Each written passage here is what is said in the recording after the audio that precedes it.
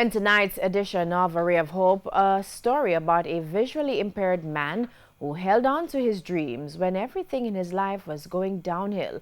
TVJ's Ken Morgan brings you the first part in a two-part feature on Detective Inspector of Police Rohan Brown. Meet Rohan Brown, a man with an infectious smile and personality, making anyone feel welcomed even if you're meeting him for the first time.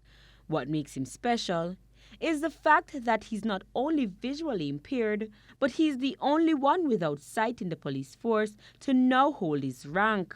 The 20-year veteran was recently promoted to Detective Inspector of Police in Port Antonio, Portland.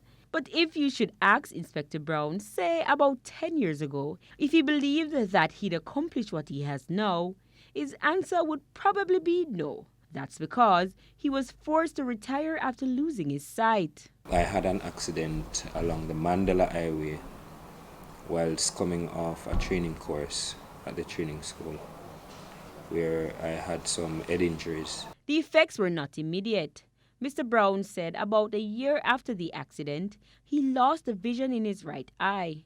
But he continued to work until the early 2000s when he started to lose sight in the left eye. I have been to Cuba about 6 times, where once I did an operation. It was not very successful because there was a vessel that opened in the eye that was bleeding straight through the surgery.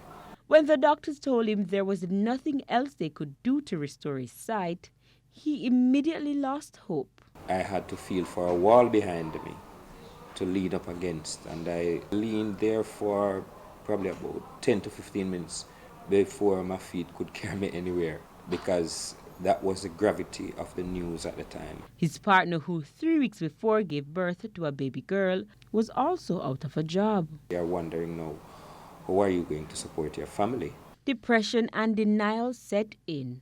Inspector Brown says it was a rough stage in his life, which took him 3 years to get over. Around that time, he was encouraged to enroll at the Jamaica Society for the Blind. There, he learned Braille and how to use a computer. This provided motivation for him to start a new page, but in the same book. I applied back for the job, was told no, and with the assistance of Federation, I managed to get it back in 2006. But Inspector Brown was determined to achieve more than getting back his job. In next week's episode, you'll hear how Mr. Brown managed to defy the odds and move up the ranks. You'll also hear from his family. With A Ray of Hope, I'm Ken Morgan.